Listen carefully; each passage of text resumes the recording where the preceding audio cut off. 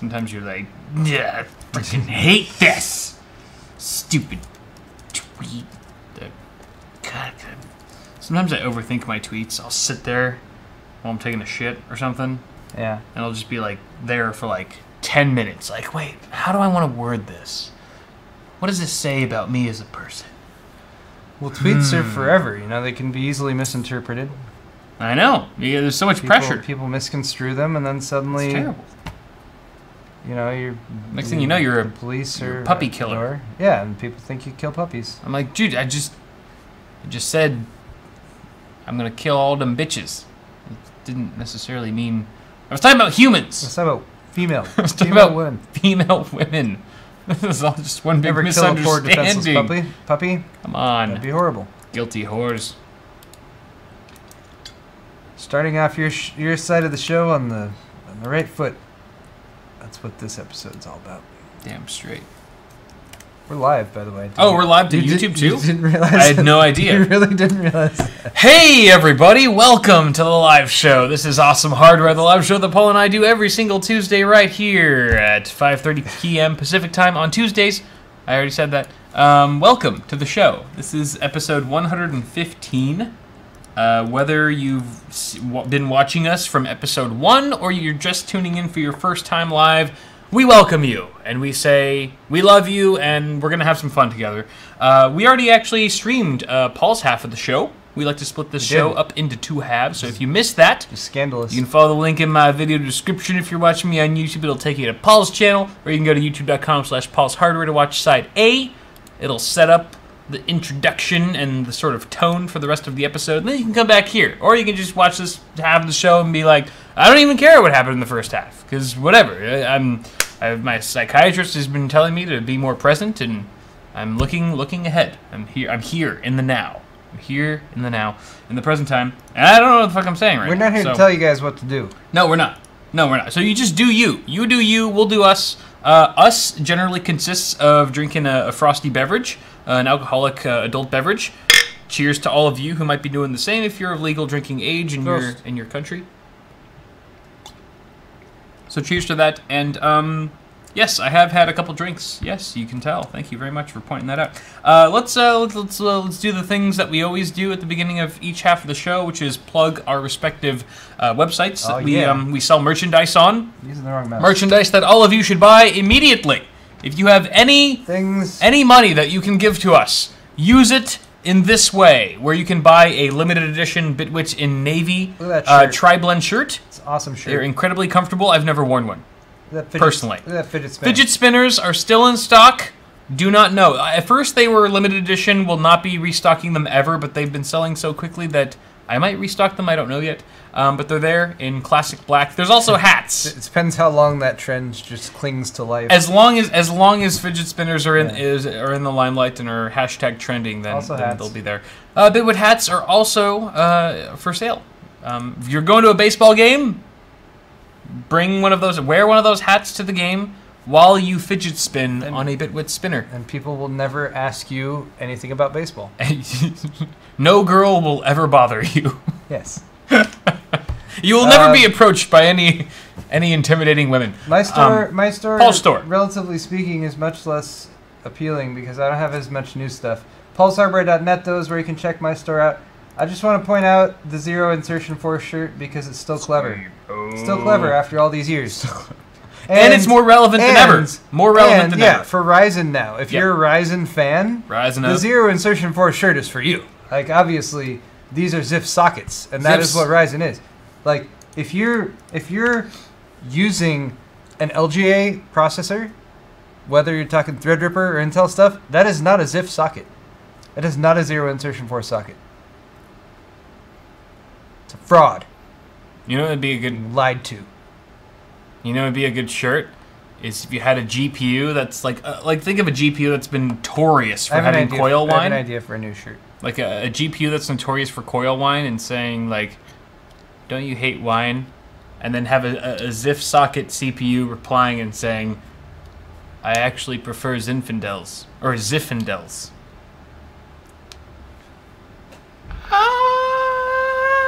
You can have that one for free. You got one for free. I'm new shirt. So that's just for you. New T-shirt coming soon. Because we're friends. That's new thoughtful. T-shirt. You have a new T-shirt design coming? No, I have an idea for one. I have an idea for one. I bet my idea is better. Sword fight. I'm not telling you my idea. I'm not telling you mine. Okay. Because it's way better anyway. I need to get my idea fleshed out first. Thank you, chat, for always supporting me. Okay, let's talk about some tech news. Continuing where Paul left off, as usual, we've got an 8700K spotted in the wild. This is a Core i7 Coffee Lake hexacore, allegedly. This comes from videocards.com, so grain of salt as always. They found a spec sheet from a Chinese website. Pretty typical. First off, let's talk about the Core i3 8350K. 8350K. That was mentioned. It's a quad core, according to the spec sheet, with a base clock of 4 gigahertz. And it is unlocked. So, and once again, we're seeing this trend of Intel starting to implement unlocked Core i3s, which, you know, beforehand, before the last generation of Intel Core CPUs, that was not really a thing so much. So here, right. What was it, the 7530K? No, 7350K. So very similar, sort of the same vein there. Quad core, unlocked, very cool. Remains to be seen how it all stacks up against the competition. But there were also some first leaked images of the Core i7 8700K from Baidu. That's a website, right? Baidu. It's a social network. Social network. Okay. In China. Okay. Chinese social network again from China. Some leaked images of a Core i7 8700K. Oh, wait, no, is Baidu is a search engine? It's a web services company. It's Chinese. Yeah. It's China. So some leaked images came from China. 2 different CPUs were shown. The image that you're seeing there shows 3 CPUs, but you'll notice that the one on the very right is different. Excuse me. Than the other 2. Yeah, search engine for websites and 57 search and community services. Okay, they're like so probably something akin to like a Google in China. Google, or a Chinese Google. Cool.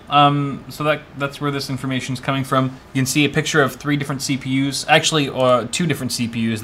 The 2 on the left are the same, according to the picture, and the one on the right is slightly different based on just like the sort of layout of the die elements and stuff. I'd have to look at that more closely.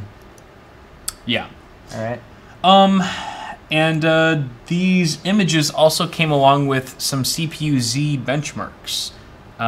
Showing a single-thread performance of 2323 or 2323, and a multi-threaded performance score of 13,980, which, according to the article, is better than a 7700K by about 4,443 points. Which, if they're comparing, if that goes for the multi-threaded performance, that's basically putting these scores 46% higher than Kaby Lake, which seems way too extreme. So that would seem exactly where it should be if it's comparing a 6-core to a... Oh no, this is the 80... No, that's the 8700K. If it's comparing a 6-core to a 4-core, that's exactly where it should be. I guess maybe you're right. I guess if you factor in the... 50% more performance. Yeah. Okay, you're right. Minus... Good call. Minus a few percentage points for overhead or whatever you want to call it. Right. So that's reassuring. I mean, it'll be interesting to see how hexacore Coffee Lakes stack up against Ryzen 5, because that would probably be the competitor there core-wise, right? Because Ryzen 5, 6 cores, 12 threads. And again, it really depends on pricing too. Whatever Intel decides to price these chips at will determine which Ryzen CPUs it's going up against, but I would imagine Ryzen 5. Yeah, that's pretty much all we have to go on for now. That, or if the IPC is still, if they still have an IPC lead over Ryzen with these chips, which they should theoretically, if it's just a new revision, somewhat of a 14 nanometer process that is roughly the same as what Kaby Lake is built on. And they could get away with fewer cores, but still be... Intel might still try to do something like, our 8 cores go up against, or our 6 cores go up against their Ryzen 8 cores. Sure. And so on and so forth. Which you could see them doing, and might work for them if the performance is where it should be. I mean, that's what happens most of the time is the CPU price ends up being where the CPU performance lands. They're usually pretty good at doing that. I think that's why people are pissed at Intel right now, is because the pricing for the Skylake X stuff so outrageous. Is not lining up with the performance. But Skylake X CPUs, well, I can't speak to the 7900Xs right now, but I know the 6950 was that an X? The Broadwell E? Apparently sold really well. The 6950? The $1,700 10-core 6950X apparently sold really well. So for all the people who were like, how? $1,700 for the 10-core, and like it's so much more expensive and whatever, lots of people bought it. Wow. Yeah. Like, I'm surprised too. I would think like, wow, that's a niche product. That's like top no end. One's gonna buy that. Yeah. Yeah. According to a couple different articles I read recently, sales for that from Intel, well, sales outpaced expectations is how it was listed. So that doesn't necessarily mean they sold tons of them or anything like that, but it was a successful product. So for everyone who's talking shit on like the Skylake X processors that are priced between $1,000 and $2,000, if their performance is there, I mean, granted, hopefully, if Threadripper is providing the proper, petition, then there should be some sense that goes into the question of what you invest your money in. But, there's like if it lines up with that, then I would expect people to like $2,000 versus $1,700, and it's an 18-core instead of a 10-core. If people are buying the $1,700 one faster than Intel was expecting, then people are going to buy the $2,000 one too. I'd be interested to see who, like what kind of audience was buying the 6950X. Like if they were all like, small business, like workstation type stuff, or if they were like gamers, or like where's the balance there? What kind of blend of it's hard those to two? say, because it's not like the Xeon product where they have, a certain level of stability, I guess, that goes into it or whatever. I wouldn't be surprised if it was like something in the financial markets area, because I know that's another big sort of area of DIY PC stuff that doesn't get talked about quite as much as people do financial market stuff. Want really, really fast computers. But yeah, I'm not positive. I'm not sure. Well, AMD this year I feel like has been having a lot of fun, at least at their press conferences, throwing up these benchmarks, especially in the Cinebench multi-threaded tests, showing how their CPUs are hands down decimating the Intel equivalents, for the same price, but the Ryzen SKUs have way more cores, and so I feel like that's what they've been pushing the most in their press conferences. Like, look, you can get way more cores and way more threads for the same amount of money. And Coffee Lake is like the first time really that we've seen hexa-core CPUs in the mainstream.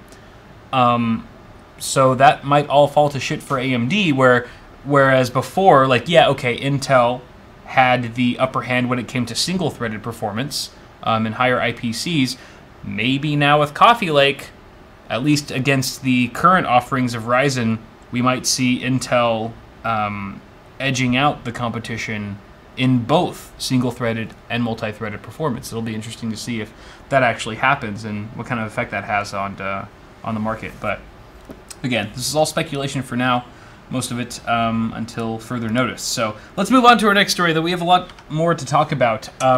There was some speculation that another unannounced Threadripper chip was going to come to market relatively soon, and it's called the 1920. Those of you who have been following all the news with Threadripper know that right now we've got 3 confirmed SKUs from AMD when it comes to Threadripper. We've got the 1900X, we have the 1920X, and the 1950X. And this article from Anantech.com is saying that there might be a 4th SKU on the rise in the Threadripper group, a la the 1920 non-X SKU. This is basically, they're deriving this from the fact that there are a lot of motherboard makers who have this SKU listed in their CPU supported lists for various motherboards. These motherboards include very mainstream boards like the Asus ROG Zenith Extreme, the ASRock X399 Professional Gaming and X399 Tai Chi, Gigabyte X399 Gaming 7. These were all published this week, confirming that, according to these motherboard manufacturers, that there will be a 1920 non-X SKU coming soon.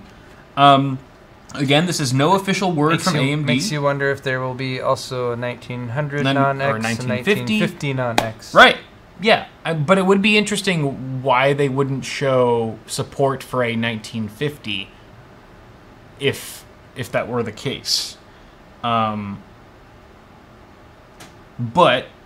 I think it makes more sense that a 1920 would exist as opposed to a 1950 non-X, because if you look at the price points, you've got the 1950X at $1,000, and then the 1920X at just $200 cheaper, and then you have the 1900X, which is like way cheaper, like $550. So it would make more sense for AMD to put a stopgap between their $500 part and their $800 part, right? I feel like that sort of closes the gap between those two. They're pretty far apart compared to where the 16-core and 12-core parts are. But interestingly enough, according to the article, it's speculating that the 1920 will also have 12 cores and 24 threads, as it will support SMT, which is the same as the 1920X. So imagine maybe a $650 CPU that has the same core and thread count as the 1920X, but with lower clock speed, according to the article, and half the XFR. So instead of getting that nice boost to 4.2 gigahertz, it would only go to 4.1. But again, you could potentially like overclock that and make it all the same. The other difference is that the 1920 speculatively will have a lower TDP of 140 watts compared to the higher-end Ryzen SKUs that have 180 watts. So maybe you wouldn't get quite the amount of overclocking capability with the 1920 as opposed to a 1920X. Kind of similar how we've seen it on the 1600 versus 1600X or the 1700, 1700X, that sort of thing. But again, usually I feel like the non-X SKUs, at least with Ryzen, are the ones that a lot of tech tubers, including myself and possibly even you, have been recommending when it comes to bang for the buck. So perhaps the 1920X, or I'm sorry, the non-X, the 1920, might be a good option if you're looking for price to performance. So yeah, if it's 150 or $200 cheaper than that, and if it's still unlocked, they're all supposed to be unlocked, right? Everything's supposed to be unlocked for overclocking, so it should just work. So yeah. Yeah. Certainly something that people would be interested in, because, you know, the 1900, well, it is a 1900X, well, it is an appealing CPU to like get people onto the Threadripper platform and get you into X399 and everything. It's still like an 8-core, so I feel like there's a certain level of like, wow, 1900X is cool and all, but it's an 8-core just like the mainstream Ryzen stuff. Sure, like, come on, you gotta have 12 cores or something like that. Right. You gotta upgrade at some point. So yeah. I mean, definitely, like you said, there's a big gap. So that's for sure a product that would fit right in there. Right. And some people are asking in chat how many PCIe lanes. That wasn't confirmed in the article, but excuse me. Everything in Threadripper has 64 lanes. Every Threadripper. AMD was very adamant and very proud about that at their tech day just a week or two ago. Even the 8-core. Yeah, even the 8-core. So if a cheaper $550 SKU has the full 64 PCIe lanes, then granted, you know, a $600 to $700 chip is going to have the same. I mean, we can pretty much assume that. Obviously, anything's possible, but you know, I'm pretty sure we're allowed to say that, right? Yeah. We said that. We said that last week. Yeah. We're still in a weird in-between time where Threadripper has. What can we say and what can we not say? Sure. It seems like every day there's a new embargo that lifts. Like a small. They cut the embargoes into like 30 pieces now. I mean, granted, the whole entire review embargo lifting of like lots of people who aren't named Linus are allowed to actually post Threadripper benchmarks. Like, that's cool, but there's some cool information about Threadripper that we're not allowed to say yet that I think you guys will be interested in. So gotta save something for the coming review soon. day. Yeah, we'll keep an eye on that and report as we see fit. So let's move on to our next story, though, which is about Asus, who is on track to release the world's first 4K 144 hertz HDR display by the end of 2017. So this is very exciting. This is about the ROG Swift PG27UQ G-Sync HDR panel. It's got HDR10 compatibility with support for the PCIe, PCI P3 color space, and a peak brightness of 1000 RD/M squared, whatever. This color space, like, what the fuck? I don't even know how to say that. Do you know? 1000 brightness is usually nits. I know. That's all I know. I don't know 1000 RD/M. 1000 radiations per square meter. 1000 radiations of brightness per square meter. That's what that is. That's clearly what it is. Oh my goodness. But yeah, so this is pretty crazy, guys. Photonic measurement. I feel like we've been waiting for hyper 60 hertz 4K for a while, and we've had the means to do it. I mean, this is all going to be done on this panel with a DisplayPort 1.4 cable and connection, but we've had yet to see any hardware from display manufacturers until now. So I believe was it the X399 from Acer, the really big fucking huge deal monitor that came out or that was announced recently at Acer's special event that everyone like ranted and raved about. This is basically the same sort of specs. This is going to be the one-to-one rival of that panel, but apparently the Acer panel is going to be delayed till next year, 2018, whereas this Asus model will be available to us this year in 2017, which is exciting. So what that means is that the panels themselves, the actual display, comes from the same fabs, because you'll often see this from manufacturers, because like Asus doesn't manufacture panels. Does Acer have a fab?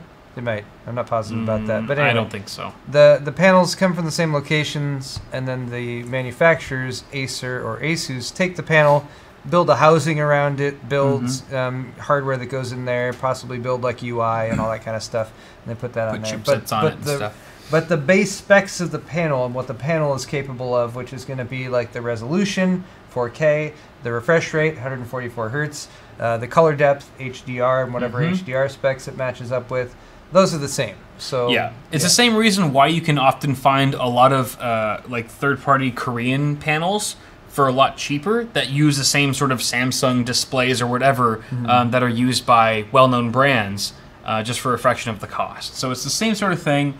The color space is going to be 25% wider than sRGB, which is pretty awesome. It uses a quantum dot enhancement film, or QDEF, to create deep saturated reds and greens out of blue light, and that's going to display. It's going to be able to give you more realistic images. Darker scenes will look a bit more rich and full, things of that nature. And yeah, it's going to be a pretty badass monitor, so stay tuned for that. There's not much else information on it as far as pricing and exact release date. We don't know. So, but it's a technology that we've been waiting for a long time. The limiting factor now for a panel like that is going to be graphical horsepower. Right, you're gonna buy this display for maybe $1,000 or more, at least $1,000 plus. But you're gonna need a system to drive it. So you're probably gonna need at least 2 GTX 1080 Ti's or above in order to even play with that 4K 144 FPS sort of range. So it'll be interesting. We need more graphics. We need more graphics cards. Yeah, we need a competitor for the 1080 Ti so that NVIDIA launches whatever they have sitting in their back pocket for whenever the 1080 Ti gets beaten. Yep. Rooting for you, AMD. Let's move on to our next segment now, which is Oh Joy. This is generally a segment that's displayed on Paul's half. Look, I have the lower thirds ready for it. Ready to go. Beautiful. You are on top of things as always, sir. Yep. So, Oh Joy, we get to talk about some articles that unlike the title of the segment. It's usually all bad news. Yeah, it's all bad news. And no solutions. Right. No light at the end of the tunnel. Yep. Yep. So very, very fun. Hopefully none of you are suffering from depression. Otherwise, you should probably turn away now. Yep. Let's talk about the first story. Though, on that note, X399 is reportedly not going to support something that you may want. And that something is bootable NVMe RAID. There's been a lot of emphasis on this with X299, the Intel high-end desktop platform for the X series. Yeah, a lot of X299 boards have 2 or even 3 NVMe M.2 slots on them that support NVMe that you can RAID and boot from. That was a huge thing we talked about at Computex, guys. On the Zenith, there is a vertical M.2 RAID which I did not know about. Did you realize that your 960 Pro was tucked away under there? I did not. Yeah. Did you? Did you read the packing list? And you're like, oh, I read the packing list. I was on the verge of emailing AMD and being like, hey, I didn't get the 960. I know you just sent me like $2,500 worth of product, but there's not this SSD in there that said was going to. Were you really about to? No. Considered it at least. I considered it, but then no. I got a tweet. I got a tweet about it, and I'm guessing the tweet was either from someone else who got a reviewer's kit or from someone who saw someone else who got the reviewer's kit. It was like it's installed on the motherboard, and I was like, oh. And then I looked and it was there. So yeah, I had no idea. I installed the whole thing. Okay, here's the question. This is the question for the reviewers out there. And it's a question that goes to the heart of of whether you're completely objective or not. Did you reformat? Reformat the drive? Yeah. I didn't use the drive. You didn't use the drive? No. Oh, you just pulled it. What are you using then? I used the same ADATA SP900 SSD that I used for all of my Ryzen testing. Oh, okay. So I completely threw it out. Same. I completely discarded the drive. You broke it in half, threw it in the trash can. I snapped it like a stick of gum.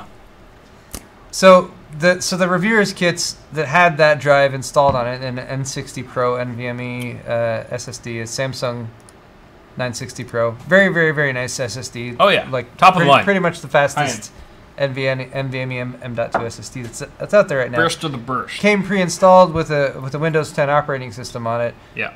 Which, I mean, AMD did this. They set it up so that it was already installed with Windows 10 and that it was already set to use the Ryzen preset power balance. Yeah, or Ryzen balance profile. power plan or whatever. Right. Which is their way of trying to make sure that people use that because that is helpful to use. I don't know why but I was like, no, I'm reformatting. I don't know what other tricky what other tricky stuff is on this drive. That's true. I'm reformatting you. Yeah. And I've just been using new drive. I've just been using the high performance power plan anyway. Yeah. Okay. But anyway, some of you might be upset that the new. So who really needs this? Who really needs that's the thing. Bootable is this a deal breaker? And if so, who is this a deal breaker for? Because it's like 2 people. Personally, I don't care. I would never use NVMe SSD, especially for a bootable drive. I've always kind of implemented the idea that my boot drive should be a single drive and not rated. Yeah. Because it's the most important drive on my entire system, and I'd rather not have the added risk of RAID 0. Yeah. So that's just me, though. Some people might be like, look, bro, I've been booting off of RAID 0 arrays for centuries, and it's never had a problem for me. And that's cool. If that's your experience, you've never had an issue, then go for it. And that's who this is going to be a deal breaker for. This is just one of those things that Intel could possibly leverage, to amp up their own platform against AMD's, because overall, AMD's kind of winning. They got more PCIe lanes. They got more cores for the same amount of money. And this is the one thing that's like, okay, Intel could probably stick it to them in some way. Like, we got bootable NVMe. But it's getting warmer in here. It is getting warmer. I think they might have shut the AC off. It's okay. About 20 minutes ago. So I'll make this quick. But yeah. Any closing words? Closing thoughts. No, I agree. It is something that is a bit of more of a niche issue. And although Oh Joy is not supposed to have any silver lining or potential solutions or anything. It is something that might be added in the future. Right. So we don't know when, but it might potentially will come later. And granted, when you look at the Intel side of this, they have if your M.2 NVMe slots in your motherboard are routed through the PCH, then you have support for up to 3 NVMe devices in a RAID configuration, which is the most that most people would want as far as home users go. Beyond that, they have the VROC, the Virtual Radon CPU, which might cost more money, isn't available yet, requires an extra add-on dongle thing that you plug into the motherboard. And is only supporting Intel NVMe SSDs. Yes, so doesn't even support like the 960 Pro. So the flip side to this isn't necessarily a much better solution on the Intel side or anything like that. So important, I think, to have a view of that entire landscape, because comparisons of that will probably affect either company's decisions for how to implement it in order to make it something that's appealing to people, rather than just something that people are like, oh, I'll never use that. Yeah. But yeah. All right. So what's next? Next up, we've got an article from Ars Technica about a company that tracks ISPs. Recently found that almost 200 of these ISPs are imposing data limits in the U.S. Oh, good. And these are monthly caps that are being noted. Not all of them are enforced, but customers of many ISPs have to pay overage fees if they ever go past that data cap. So this is just kind of just some interesting facts here that I'll regurgitate to you guys right now. The listed caps range from 3 gigabytes to 3 terabytes per month. Comcast, for one, has been steadily implementing data caps across its territory, and many other providers have sort of followed suit, also just implementing their own sort of data caps. For larger ISPs, a typical plan has a 1 terabyte monthly allotment and charges a $10 fee for each extra 50 gigabytes that's been used over that 1 terabyte allotment. Buying unlimited data is sometimes an option. Comcast, for example, charges $50, I think, for if you go over and you want to add a little bit past your cap. Larger providers with data caps that made the list include AT&T, Comcast, Cox, CenturyLink, Mediacom, Suddenlink, Exceed. Some of these I've never heard of. HughesNet. The latter two are satellite ISPs. Okay. Exceed. Okay. A comment from Broadband Now, the company that compiled all of this data. What do they have to say for themselves? They said statements from internet providers suggest that data caps are a necessary step to combat network congestion. Opponents of data caps believe that the motivation for data caps has more to do with recovering declining cable revenue or creating a roadblock for streaming services like Netflix. So if that's the reason why these data caps are being enforced, because ISPs are losing money on their cable subscriptions, for example, Wifey Sauce and I have totally averted away from cable and just opted for a pure internet entertainment experience. We can get all of our content through the internet. So cable cutters, huh? So that might be a reason why our ISP, which is Time Warner, might implement a data cap, is because they're losing customers for cable, like me and Wifey Sauce, and they're trying to make up for that. They're trying to trying to balance it out by implementing data caps and charging us more if we ever go past our caps. So we need the FCC to preserve and protect the ingrained FCC. They need to take their dicks out and just cock slap all the ISPs around, and be like, "Look, bitch." Yeah, the cable, my homies his internet. The broadband and cable model, I think the FCC really needs to protect and preserve. Make sure that you need to pay for a set of 200 channels, of which you will watch 3 or 4. As long as Armpit Ajeev, whatever the hell his name is. What's the Ajit Pai. Ajit Pai is what I was going to say next. Yes, as long as he's not in charge. Good lord. But he is in charge. I know. And it's the shitty thing. He still needs to be reconfirmed for 2018. That hasn't happened yet. But that's like the other thing that it's saying here is, it's either these data caps either have to do with making up for the declining cable revenue that these ISPs are experiencing, or it's for creating a roadblock for streaming services like Netflix. So in a way, I mean, implementing data caps for a streaming service or any website in general, I feel like that's kind of anti-net neutrality, like by definition. It's almost like imposing certain data caps. Well, if data caps are imposed for specific websites, then that is anti-net neutrality, and that's technically not legal right now, right? Because that hasn't been approved yet. Thank God. Now, data caps are illegal. Data caps are. It depends on how your contract is laid out and that kind of thing. But isn't it like the data cap is legal for all websites?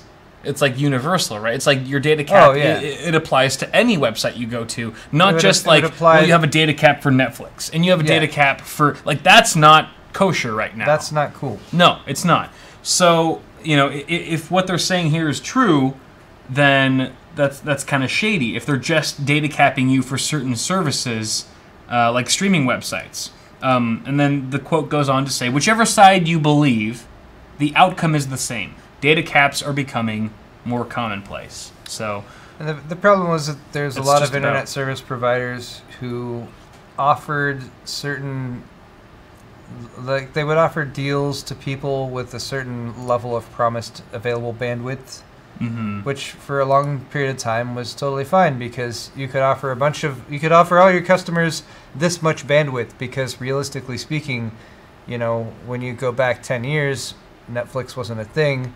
Yeah. People aren't using up all their bandwidth, and it's very rare for them to use even a small portion of that. They're using it in small bursts for web browsing and that kind of thing. Yeah, it wasn't until video streaming became more prevalent that suddenly the ISPs are forced to be like, oh, this amount of bandwidth that we sold this person that we're promising them for this monthly amount that they're paying, they're actually using now? Yeah. Like, holy crap. Right. We're experiencing congestion in sometimes when in the evenings and whatever.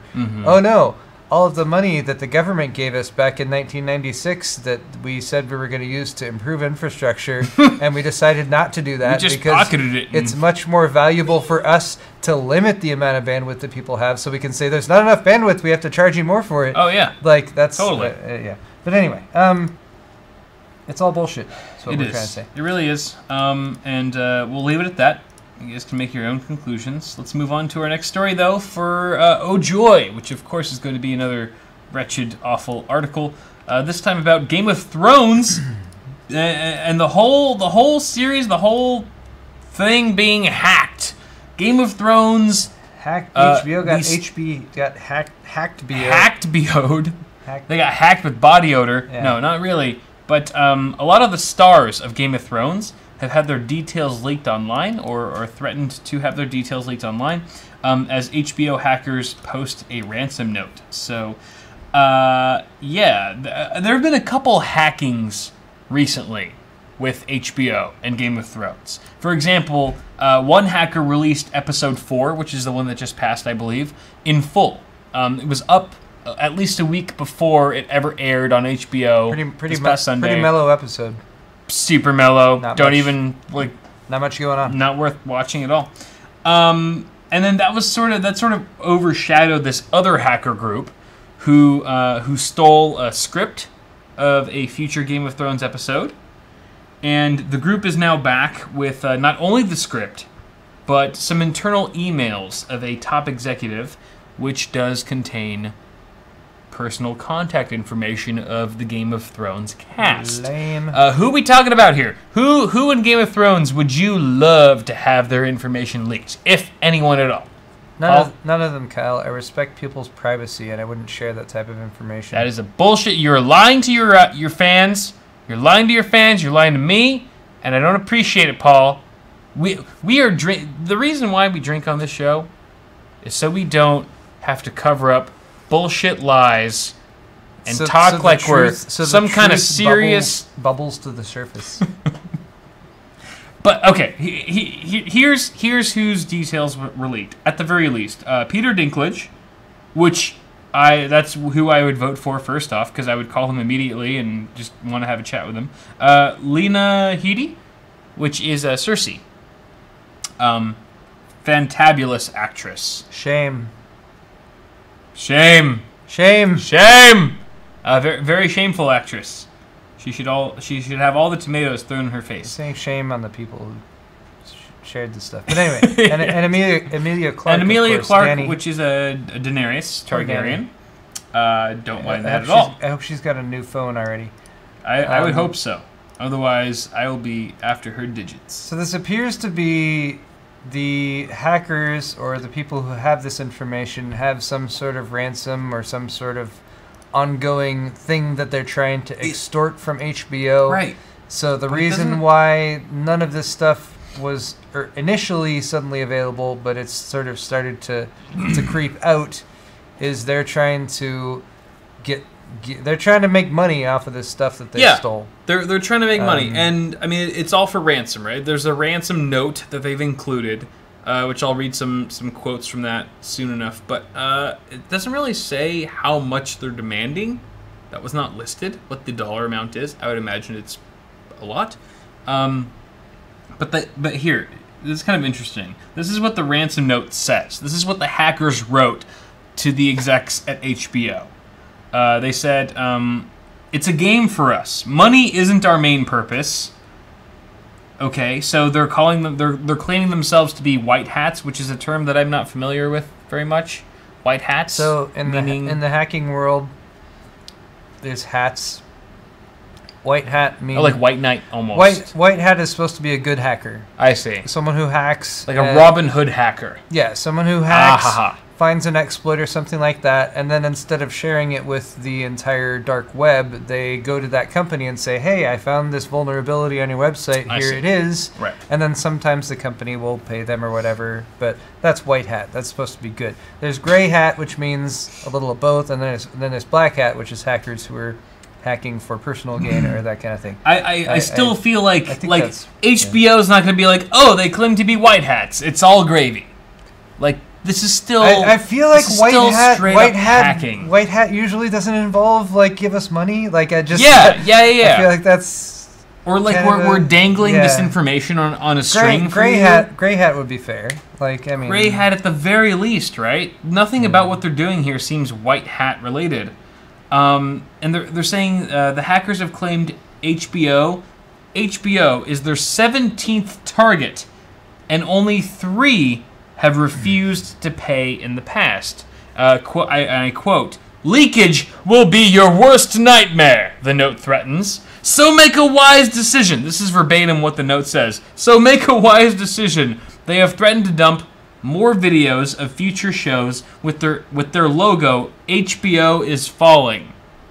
The video ultimatum ends with an image of Game of Thrones Night King, the White Walker, I would assume, with his arms raised, with the word standing in one hand and falling in the other. So it's kind of like it's like a threat. It's like how poignant. How do you want to approach this, HBO? We just hacked you and took all your information, and we even sent you a cool, fun meme picture of the White Walker, the King White Walker, saying, "Choose your fate. Do you want to pay us and be cool, or do you want to not pay us and get fucked?"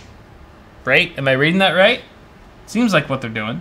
But yeah, they're totally white-hatting it. We don't want to endanger HBO's situation nor cause it to lose its reputation. We want to be your partner in a tiny part of HBO's huge income. We want to be your partner in reeling in all the dough that, like, you owe us money because we were able to hack your database and infrastructure. So, I mean, that sucks. You know, HBO and the cast of Game of Thrones, everyone involved is seeing tremendous success from the show. That's unquestionable. But, you know, life has a way of fucking you up and dicking you over. According to these articles, they've got some shit to handle. So, best of luck to the Game of Thrones cast. I hope that we don't see any, Peter Dinklage nudes on Reddit anytime soon. Not what I'm into. Emilia Clarke, I mean, shit happens. I mean, whatever. If that happens, it is what it is. Sexist. But hopefully not. No, it's totally sexist. No one's nude should be leaked. Let the record show. Peter Dinklage is such an awesome name. Yeah, right. It's like penis, penisy. Penis Dinkler. Peter means penis. Penis Dinkler. And dinklage sounds like the dangliness of a penis. Yeah, right? Yeah, dinklage. Yeah. That penis had quite a bit of dinklage. How is your Peter Dinklage doing today? Oh, my dinklage is minimal today. 60% dinklage. Yeah, exactly. But always 100% Peter. All right. So it's like if you're gonna make a stage name, make it two names that both mean penis to some extent. And you'll get hired by all of the biggest. And yes, chaos is a ladder. All right. All right. Let's move on to Pin My PC. Pin My PC. Pin My penis. I mean, Pin My PC. Good lord. This first one comes from Chris. Chris with a 3770K, 4.7 gigahertz. We've got what else? A GTX 770 at 1306, a 250 gig Evo, Samsung Evo, I guess, for OS, 16 gigs of G.Skill memory at 1600 speed, and the Sound Blaster Titanium HD sound card. So we're looking at DDR3 memory. We're looking at several Noctua fans. I wonder if they're Chinese or Taiwan. Also seems to be a combination of Noctua. These are the industrial ones, right? Yeah. With the black. Those look like some Linus special edition ones. We also have water-cooled CPU as well as GPU, both with all-in-one units. Yeah. Yeah. I like the addition of the extra heat sinks here for the memory on the back of the 770. Overall, I don't know. I feel like this isn't the greatest camera that the pictures are being taken with. Right. I feel like that takes away from it somehow. I think cables and fans are the things that don't match the rest of the build as well as they could. Fans definitely stand out. I mean, as Noctua fans do, you have to take it with the balance of all right, well, they're Noctua fans. I mean, really even if it was like the black, red, and brown of the Noctuas, I'd be cool with that.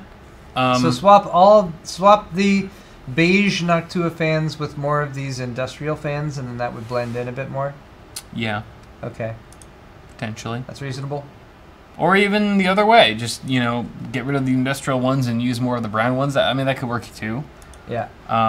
I will say we're also dealing with a pretty decent amount of video card sag here, especially since you have the sound card down here to compare it to, which actually appears to be moving. Doesn't the sound cards appear to have negative sag? It's weird if it's like an optical illusion because of the GPU sag, or if it really is going up. I'm seeing negative sag here on the sound because card. Look at how the Molex cable is sort of going. Pulled up somehow. I think the Molex cable's pulling it up a bit. Straightening those out would balance things out a bit. And then, of course, we have the ketchup and mustard cables on the CPU issue, on the power supply issue here. And get rid of that yellow sticker on your rear I/O. That could clear things out. You don't need that yellow sticker. If you go all the way and you swap out the Noctua fans and you really try to make things look pretty, then definitely remove those stickers too. Yeah. Yeah. So obviously you got a very nice system here. If you're looking at aesthetics, there's some stuff you could do. Hopefully, our suggestions have helped. Indeed. Let's move on to Tom. Let's move on to Tom. He can't find his motherboard. He's got a 6600K, 16 gigs of RAM, an 850 Evo, and a 1070 Founders Edition. Very nice little compact system here in what looks to be the Nano S from Fractal Design, which is a micro ATX chassis. And you've managed to fit a massive Noctua cooler in there, which props to you, sir, for doing so. Damn. I think overall this is a really clean looking system. I think probably just because the components look so big inside of the chassis that you almost don't even see any cables. Yep. Which is apparently a good thing. If you wanted to clean things up or just make it look a little bit more unique, I guess you could maybe spray paint the fans. I mean, you would only have to spray paint the outside of the fans. I don't think the blades are very visible from any old angle. Yeah. If you spray painted the fans either black or maybe even the same shade of green as the GeForce GTX branding on the Founders Edition there, that would look pretty good. Yeah, it'd be fun. It'd be different. I kind of like that sticker on the power supply. It's one good thing that I've mentioned about the new RM series from Corsairs. The stickers look pretty nice. They're very neutral. Yeah, very neutral, kind of sporty looking. So I don't mind those at all. I mean, Fractal does a good job of having a nice black and white theme out of the box with their cases. You've already got the white blades on those GP fans. I believe they're GPs. So maybe if you wanted to spray paint those Noctua fans the same sort of scheme as the Fractal fans, that'd be kind of cool. Yeah. Right? I mean, black on the outside of the frame and then white on the blades, that would look pretty sweet, actually. And you'd still get the same performance of Noctua. And the only other thing I would suggest, I mean, if you really wanted to go all out, would be a sleeved kit of cables for your power supply, which there's lots of independent cable sleevers who do that for that. You just have to tell them what kind of brand of power supply you have. Indeed. That would look nice. Granted, you're only going to see small bits of it when you actually install it, the parts at the bottom of the power supply, and then maybe a little bit of the 24-pin, and you're... But it's oh so worth it. Yeah. It's oh so worth it. But overall, a very clean build, and looks pretty cool with the complete lack of motherboard. Indeed. That's visible. Next up, we've got Gabriel with an i3-6100, an Asus H110MR motherboard, a Gigabyte RX 470, and a 1TB hard drive with a 120GB SSD. A very nice little budget build, if I do say so myself. And cable management looks super clean. I mean, with what you have to work with a budget case like this, and a ketchup and mustard budget power supply, this is one of the cleanest cable management jobs I've seen on Pimp My PC with a system of this price range. I will say that. You've done an outstanding job here. And still, it somehow manages to look budget because they are ketchup and mustard. So I don't know how much more room you have back there. I really don't. Doesn't look like much, but if you could find a way to get some black sleeved cables in there, it would clean up the look quite a bit. Or maybe just swap out the power supply for something that comes natively with black cables, so you don't have this sort of ketchup and mustard, you know, red and yellow scheme going on. Of course, there are bigger fish to fry here. I mean, you've got a pretty modest system with an RX 470 and an i3. You could stand to upgrade those components as well. You know, I guess if you have the money, upgrade the whole system. Upgrade the platform if you were looking to get into maybe, you know, quad HD gaming or something like that, maybe ultra wide. Not to say that the system's bad or anything. It's going to be a 1080p champ regardless, but I don't know. It's super clean. I don't know. What do you think, Paul? Yeah, I mean, I agree with Kyle. You're going to want to upgrade the core components before you invest too much in anything else. Yeah. Your case is just fine. Your power supply could use an upgrade at some point in the future, but it's getting the job done as well. And again, I'd rather update these core components. Hang on to that case though, and your cable management skills are very nice. I think they would be better appreciated if you had a case that had better sleeving, or just even all black cables or something like that. But a nice clean build overall, and hang on to that case because it's got a lot of space in there. Yeah. Lots of room to work with. Definitely consider Ryzen, I would say, because right now with the 6100, I think that's a dual core, and if you're trying to, you know, step it up to maybe some more AAA gaming at higher settings, then a quad core, I think, would be a good move. I think in 2017, that's not a lot to ask to get a quad core for a decent price. You could even go with like a, you know, a Ryzen 3 processor. Or even Ryzen 5 if you can muster the price point there.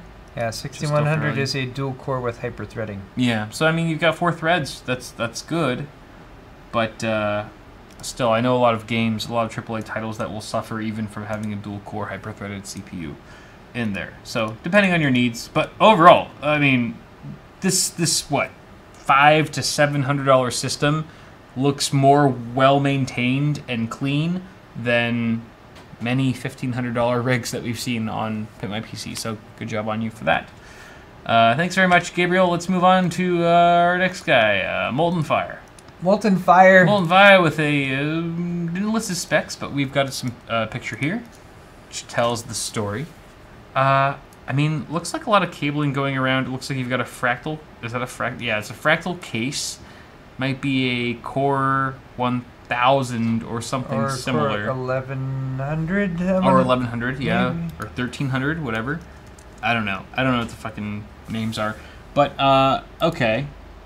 Cables are everywhere, but it's hard to make the cables look super nice when you have that power supply with ketchup and mustard, and also very limited back space behind the motherboard tray.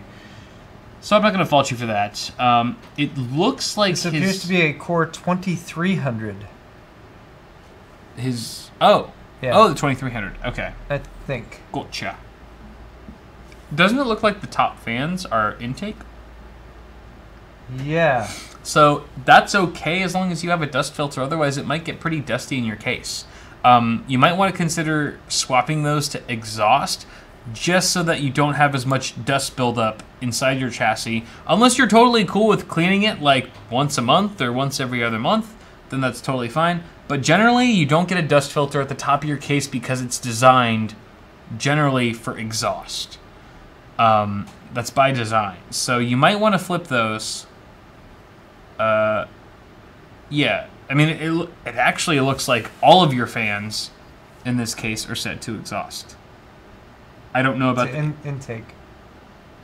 Oh, intake. Sorry. Yeah.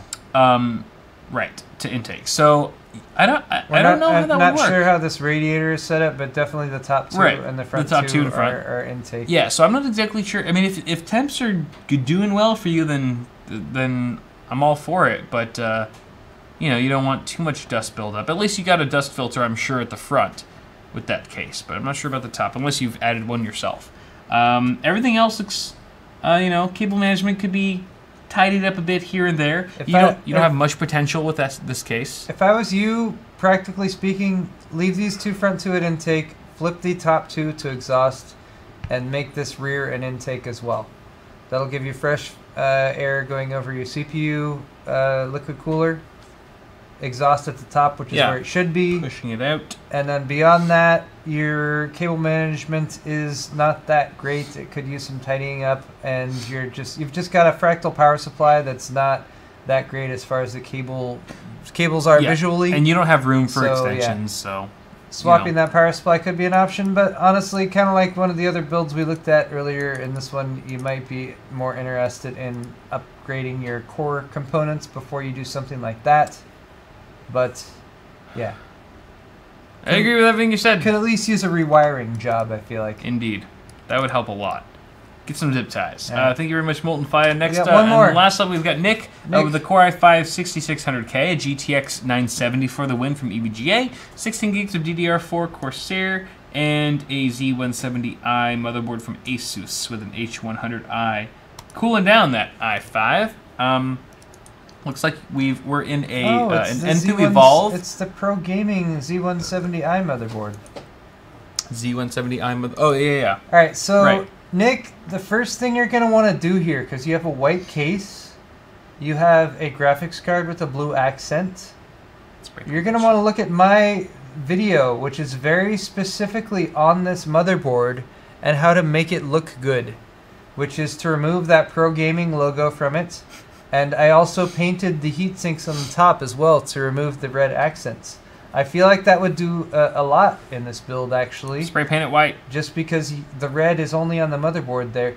Granted, you've got the Corsair logo as well here. I'm not sure if you can change that around at all. Yeah, why not? And then maybe something with this cabling here on the lower left that might look a little bit all the spray paint modifications that you'd want to do are very simple. Yeah. Granted, they would require you to uninstall the motherboard completely, so as long as you're willing to put in some extra work in a few hours of labor, I feel like the end results would be devastatingly more awesome. So also, I'm not exactly sure why you decided to keep the Fantex cover over your graphics card. I feel like that could easily be removed. I don't think it really affects performance much, but it at least shows off your card a bit more. Unless you're just trying to hide the PCIe cables, then that makes sense. Cabling seems pretty fair for what you're given here in this little case. I feel like, obviously, an extension kit, maybe with some white sleeving, would look really, really nice, especially if you did the the basic modifications that Paul suggested. And I'm showing my video right now. Paul will demonstrate, although it's not it's not playing back very well for some reason. With his own experiences. I had the heat gun off the Pro Gaming logo on this thing, and then I did some spray painting on stuff. It was just a sticker that was on there? Or was it a badge? It's like a badge with a metal piece on the back, but actually when you take it off, the piece that's underneath doesn't look bad at all, which was cool. And now Chrome is completely locked up. Hold on. Nice. Good job, Chrome. I really need to upgrade that system with like a i7 and more RAM. Yeah, you should. What the I don't know what just happened. Wait. It's a little weird, though. Wait a second. But anyway, that could probably help this system out, I would say. Other than that, your cable management isn't terrible. No. You could just use a facelift. I mean, an extension might look nice here. Yeah.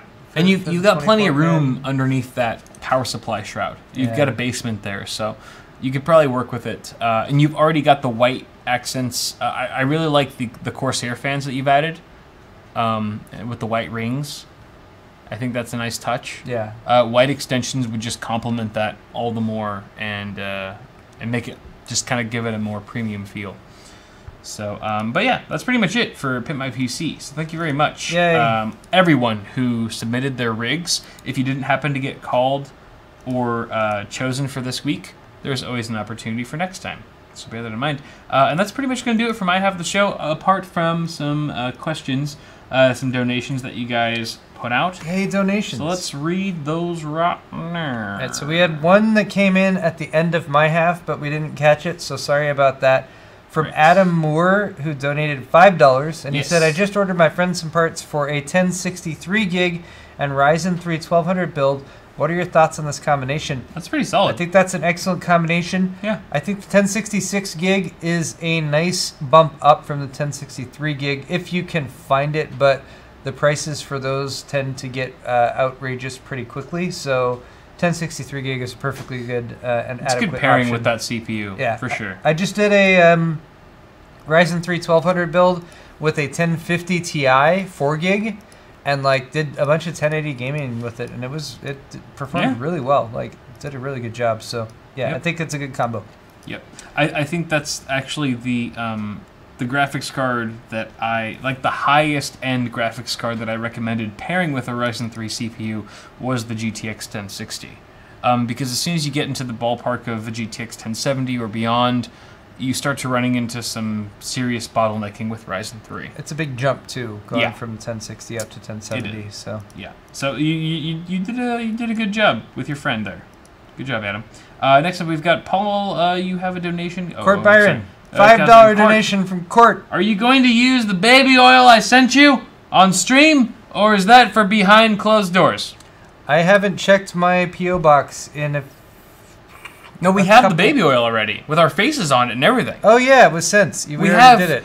There's still 2 bottles just in my window, just in the windowsill. Where is it? It's very visible. So if anyone, like all my neighbors who walk by our house every day, they look up to my window and they just see 2 bottles of baby oil with our faces on it. So we would do that right now, but it's not here. It's back at Kyle's house. It is back at my house. I'll have to bring it here. Bring it here. I always thought it'd be fun, like Cell's suggestion, to do like a thumb wrestling match with the baby oil. Oh yeah. Maybe have that'd be fun. That'd be slippery. We'll hire like a professional MC to narrate the whole thing, and you get Terry Crews. I bet he'd be good for that. Yeah, Terry Crews would totally do it. Yeah.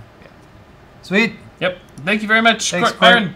Des Jones, $5. What's up, guys? We meet again. LOL. Which Threadripper will you all be benching first? The 1920X or the 1950X? Which X399 motherboard so far is your current favorite?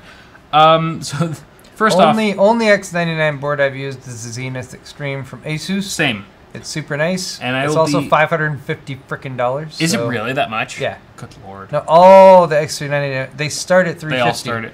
The cheapest ASRock is $330 or $340 or something like that. Wow. They're really expensive. Yeah. Good lord. And then like yeah. And then what's X299 start at? $330 for the cheapest ASRock, $380 for the next cheapest MSI, Lord. and then everything else is between $350 $380 and $500 for what's available at launch. It's pretty. And it looks like X299 starts at 250-ish. You can get X299. There's already 200 different motherboards available for X299. 200 different models? 200, according to an article I read earlier. There's already a shit ton of motherboards for X299. Good Lord. So yeah, there's gonna be $250 X399 motherboards, just not right now.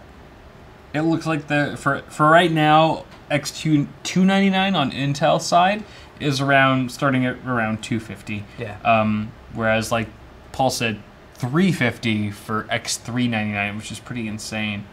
So yeah, that Asus motherboard, the Zenith Extreme, is freaking awesome. It's a really, really nice motherboard, really expensive. Yeah, it's very stable. I can say I've benchmarked the 1950X. I'll be doing a video on that at launch. Me too. I'm also going to be doing a follow-up video that's more focused on the 1920X. I will not be doing a follow-up video the week of launch because I'm a slacker. Oh. I'm trying to get a 1920X video up pretty quick as well. Paul's way more badass. But we'll see how things go later tonight and tomorrow and the day after. It's a lot of stuff still to do. Lucky Dog 24 for the $10 donation. Bought a 7700K about a month ago. Worth trying to hit 5 gigahertz or just settle at 4.8 with less effort. I'm using a Kraken X62 AIO. Bro, you can hit a 5 gigahertz overclock stably as long as you don't have a complete junk CPU, a la the Silicon Lottery. I don't know. You should be able to hit 5 gigahertz with an X62. Depends on your processor. I have a 7700K that is like I thought 4.9. Was good at 4.9. I was like, man, it can't hit 5. That's okay. I'm good at 4.9. Tried it again in the summer when temperatures were 5 or 10 degrees hotter. It's completely instability, just not completely failed. Still worked, but enough random instability to where I was like, all right, 4.8. 4.8. For me, like when I'm overclocking, it's all about trying to be like, all right, what can I get it up to? All right, it was a little finicky there.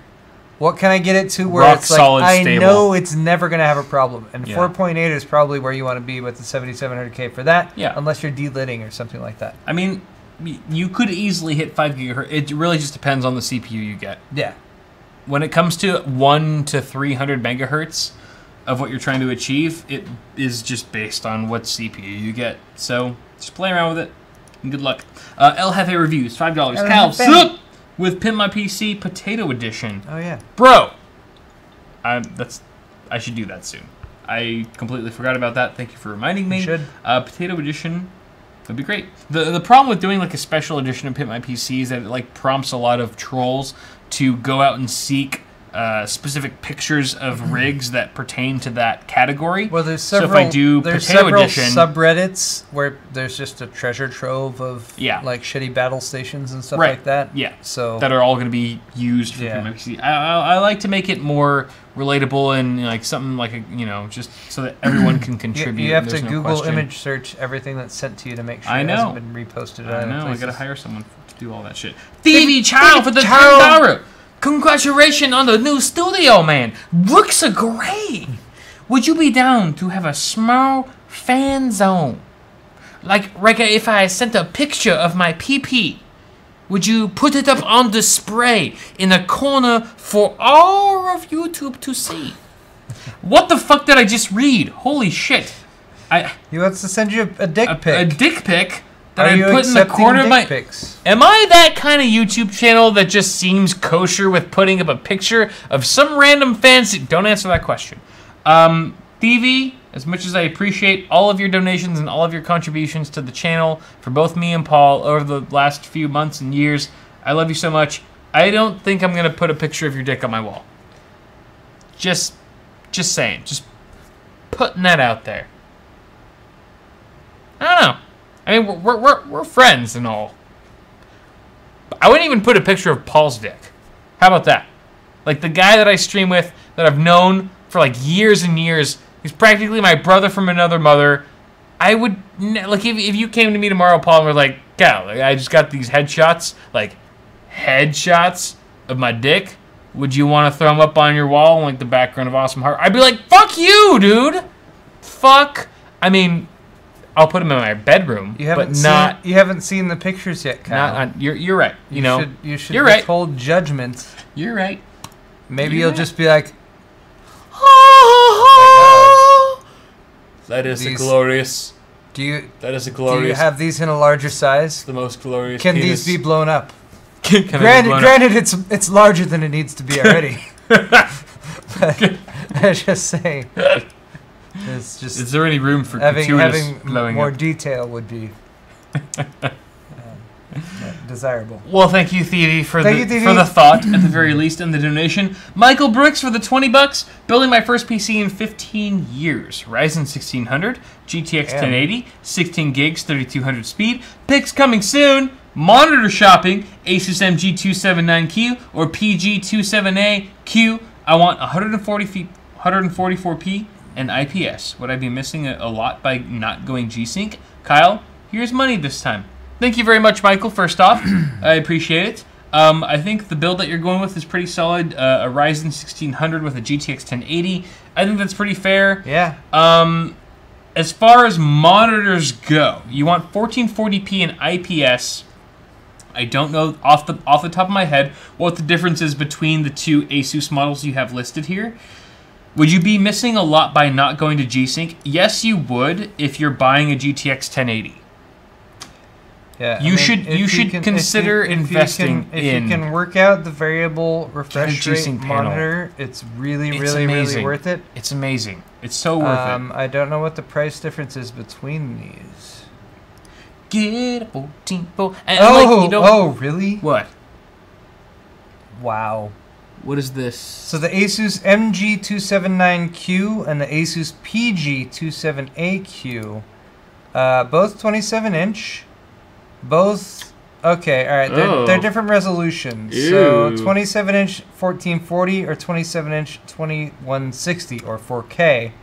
The 1440 is 144 hertz and is $540. Go with the 2K. But does not include G-Sync. Oh, jeez. Oh, no. That's a tough call. No, get a 2K G-Sync. Yeah. Get a 2K G-Sync. That's your sweet spot. So you $930. That's too much. Presuming this is relatively accurate. This was 14 months ago. This might not be accurate. 4K will be wasted on you. I guarantee it. Go for a 1440 G-Sync panel in the $500 to $700 range. You should be able to find that, I believe. And that would be what I would recommend. Acer has some pretty competitive options there, as does Asus, I'm sure. Scott Dilbeck, $6.66. Scott! When are we going to get a tour video of the new place? And did you guys enjoy sushi last week? Hell yeah. It was 2 weeks ago. It was 2 weeks ago, and yes, we enjoyed it very much. Really good. Studio tour is coming soon. It's been delayed a little bit because I'm currently waiting on... Here's the thing. When I was at my grandparents' place, operating out of there, I felt like I had a surplus of hardware. I had way more keyboards, way more monitors, way more everything than I needed. And now that I'm in the space that's literally triple, maybe quadruple times the amount of space, I feel like I'm experiencing a deficit of hardware for the very first time. Enough stuff? I don't have enough monitors all of a sudden. I don't have enough keyboards. And so before I give you guys the full-blown studio tour, I kind of want to make it presentable in such a way where you guys sort of get an idea of what it's going to look like in the end. So I'm currently working with a lot of vendors like Asus, Corsair, Fully, which is a company that does like the up and down electric tables. Oh. I'm working with a lot of them right now to sort of populate this space so that it looks a bit more presentable for when I finally do that studio tour. And it should be pretty epic when it finally comes around. You can easily take advantage of the fact that you have new space in general right now and do like a first look studio tour. Yeah. Like, I barely got moved in and here's what we're working with. True. And then a month later, here's what I've done with the studio now with all this new awesome stuff in it. This is a good point. I'm just trying to tell you. So perhaps you can spend like an hour and walk around here with a camera and point it at stuff, and people will be very interested. I know. So you should do that. No, you're right. And I am strongly considering that because the more I am in contact with these various vendors, the more I'm realizing like, oh, it's going to take them like way longer to send me those products than I thought. So perhaps you guys might get a sneak peek earlier than you might be expecting. Next up. Sleepy21. $10. Sup, Paul and Kyle? Quick question. What is your opinion on the EVGA DG87? I want to do a case swap. Planning on that one. Love your videos. Keep it up. I never actually built in that one, but I will say Dimitri, unfortunately, in one of his videos talking about the cases of 2016, was like, EVGA, why does your case look like a rear projecting television? And that's all I can see now. I do remember that. I do. That's all I can see with the DG87 now. So yep. That's all we got. That's until we build with it ourselves. We have no other comment. Yeah. Edward Creek, $10. My wife says I look like Paul. I take that as a compliment. Oh. There is a better photo on my Twitter post under this week's Pimp My PC. Thank you both for the great content. Keep it up. Why, thank you, Edward. I hope you continue to look like Paul. Yeah. In many years until I continue to decompose. Justin63, $5. I have the choice between an Asus ROG Strix B350 and Asus Prime X370 Pro. Which would you choose to pair with an R5 1600? I'd go with the cheaper Strix B350 motherboard, which I would assume is cheaper. That depends. Yeah, if you're talking about paying for either one and a $30, $40, $50 difference, then yeah, the B350. But even if he was going for multi-GPU, like an R5 1600 is not really going to keep up with that, unless you're planning to upgrade soon. All right, if the price difference is an issue, completely agree with Kyle. Go with the B350. If someone's saying like, here, choose between these two motherboards, then get the X370. Well, yeah, if you get them for free, it's more capable and it can do more things. Of course. When does that happen though? Unless you're us. But like Kyle said, you know, you might not take advantage of all those things, so it might not be worth paying extra money. Yeah. But there you go. But money wasn't listed here as part of that. I know. Question. I'm just saying. Unless you're putting two GPUs in there. Judy C, $30. Thank you. Following since episode 35-ish. Wow. Finally catching a live show. Here's something for the two of you to split. Keep it up. Thank you very much, Judy. You owe me money. That's awesome. Fuck. Thanks, Judy. That's awesome that you've been watching for that long. Yeah. It's also crazy that we're doing, it's 115 episodes right? done now. That's a shit ton of weeks. It's crazy. So many weeks. That's almost 100 weeks. Steelbook 07 for the 500 PHP. Not PCP. Love your vids, Kyle. Your white build and December PC inspired me to build my new rig. Awesome. Question: Will a will a GTX? Oh, there you go. Will a GTX 970 bottleneck a Ryzen 1600? No. By the way, in case you're wondering, that's 500 Philippine peso, about 10 USD. Why, thank you very much, sir, Mr. Steelbook. No, I don't think your GTX 970 will bottleneck a Ryzen 5 1600 very much. They're very capable CPUs. These are not the same sort of FM2 socket CPUs and shits that we've seen from AMD in the past. I think you're pretty good with a 970. Yeah, you should be fine. You should be totally fine. Water Cool Fool for the $10. Which board would you choose for Threadripper? I was looking at Asus. Going to get the 16-core CPU. If you're going for the 16-core, you're willing to spend a bit more, go for the Zenith. X399 Zenith Extreme.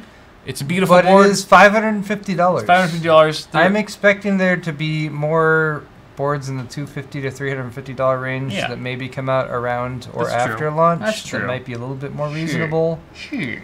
Because honestly, you're getting a lot of cool stuff with that board, but you're not getting a lot of extra performance. It's not necessarily going to overclock a heck of a lot better or anything like that. So. At that point, look at the individual features that each board manufacturer offers, because some of them might be total fluff and useless to you. Others you might really see a value in.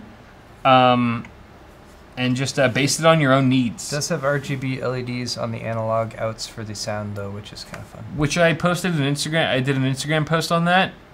When? After you posted yours, without knowing you posted yours, and a couple comments were like, "Didn't Paul just post this?" And I looked at yours and I was like, "Clearly, I need to follow Paul's Instagram account more closely because I had no idea." It was very funny, and I looked at it was like almost the exact same picture and stuff. It's funny because I had actually taken that picture a day or two before. Yeah. And then I remembered, I was like, oh yeah. So I was just sitting there running benchmarks, and so I posted it. Yeah. But it's exactly the same as me. Yeah. Black Raven 013, $5. $5. I currently have an i7 6850 at 4.6 gigahertz. Is there any reason to upgrade to X299 or X399 for gaming? No, I don't think so. You're fine. 6850, dude, you're smooth sailing, man. Especially if you're overclocking. You're not going to get any higher frequency than you're already at with either of those platforms. Yep. And gaming is more about the frequency than it is about anything else. And you've already got 6 cores with the 6850, so you're good. To make any sort of noticeable difference, you're going to have to upgrade your GPU long before your CPU. Sublime, $10. Heyo, finally catching a live stream. Awesome. Question, are you guys open to helping fans part out builds? Got an idea for a multifunction beast and would love help so I can learn. Honestly, dude, it's one of those things where so many people ask us all the time, like 24/7. You wouldn't even believe like how often we get asked, like, hey, can you check out my parts list? Hey, does this look good to you? Where it's like I physically cannot, like that's a full-time job, or at least a part-time job that I have to hire someone to check on all that stuff without missing out or sacrificing all the other work that I'm doing behind the scenes, because it's a lot. Like, there are a lot of people asking us to review their parts lists that we just don't have time. As much as I would love to, like, every time I see it, it's like one of those, like, bittersweet, like, oh, like, I'd love to, like, check it out and actually give you some, like, meaningful feedback. But at the same time, there are just so many requests that I have to, I guess both of us, we have to sort of prioritize, you know. I mean, there's a Threadripper launch on the way that we have to like tend to. We can't be giving you guys advice on every single parts list that you guys throw our way. But I do a video at the beginning of every month where I part out systems and I say here's parts lists, and people ask me questions, and I do a straw poll and people can give me feedback on what they want me to do. Granted, that might not be exactly the parts list that you're looking for, but it is something. I try to make them reasonable and varied from month to month, so might be good starting off points. Relevant, possibly. Very relevant. Yep. Matthew Seekran, $5 donation, no comment. So thank you, Matthew. Luke, $5. Paul, you should electrocute that piece of wood for your media PC. Electrocute it? I don't want it to start on fire. We're in California. It's we walnut, can't afford though. that. It's really dense. Ooh, walnut. I'm worried that I'm going to wear out my tools working on it.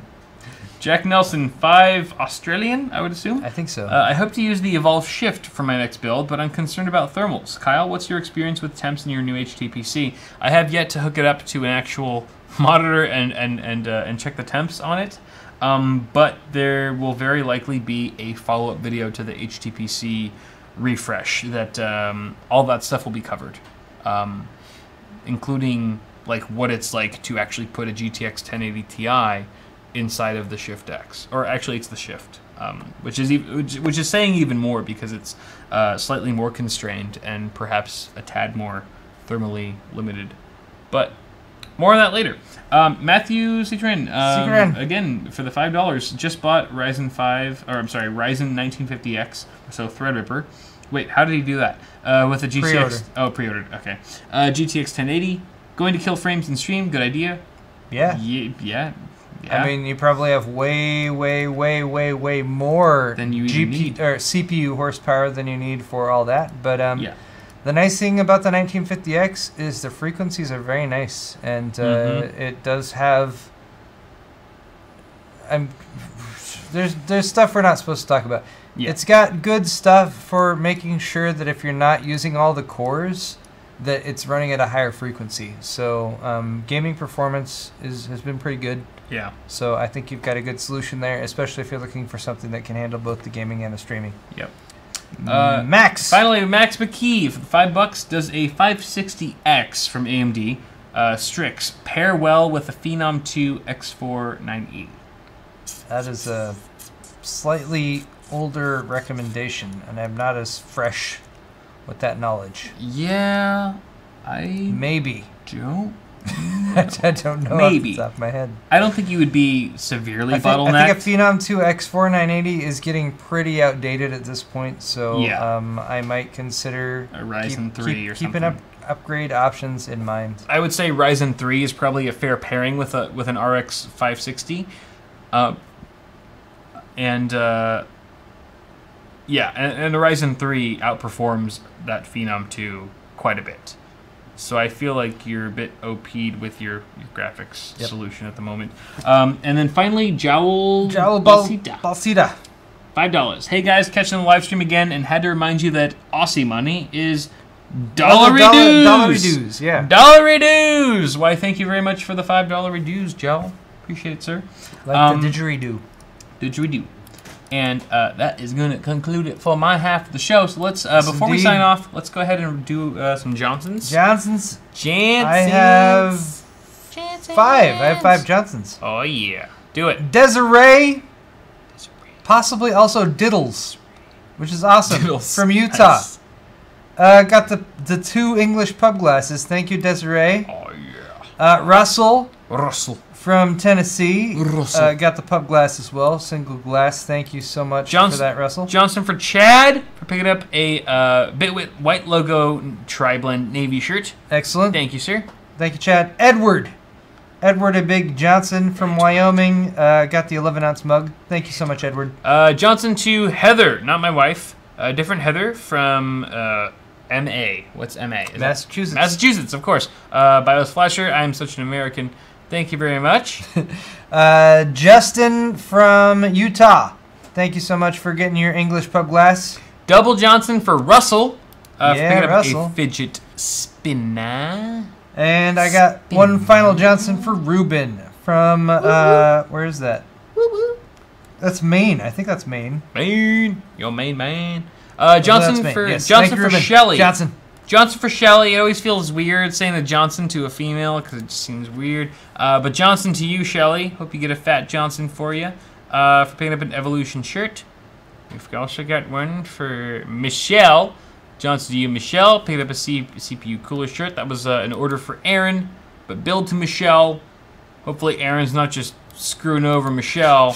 Like, hey, just charge it to Michelle. I don't even know who this person is. Thank you very much, Edward. This might be a double Johnson, Edward. Edward's a double Johnson. Fidget spinner into his house. And then we've got a couple more. Justin's double Johnson, too. Double Johnson to you, Justin. Fidget spinner. And Words in the Circle 20-ounce pint glass. And then, finally, last but not least, we've got one for Vicky. Vicky for picking up a Stay Positive Tri-Blend shirt. Thank you, guys and gals, so much for tuning in for this episode of Awesome Hardware. We wouldn't be here without you, so we really appreciate you guys tuning in every week. And we will be here yet again on another Tuesday at 5:30 p.m. Pacific Time right here on twitch.tv/awesomehardware or respective YouTube channels, Pulse Hardware and Bitwit. Yeah, thank you guys so much. We'll see you guys later. Bye, guys. Bye. Be sure to like the video if you enjoyed it. Bye. Have a good day. Bye. Or night, or whatever. Bye. Whatever time it is.